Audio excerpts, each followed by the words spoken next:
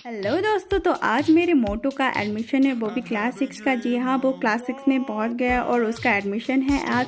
और उसको देखने के लिए मेरे चाचू की बेटी भी आई है, क्योंकि वो नए स्कूल में जाएगा और नया एडमिशन भी करवाएगा। इस वजह से वो उसको देखने के लिए आई है।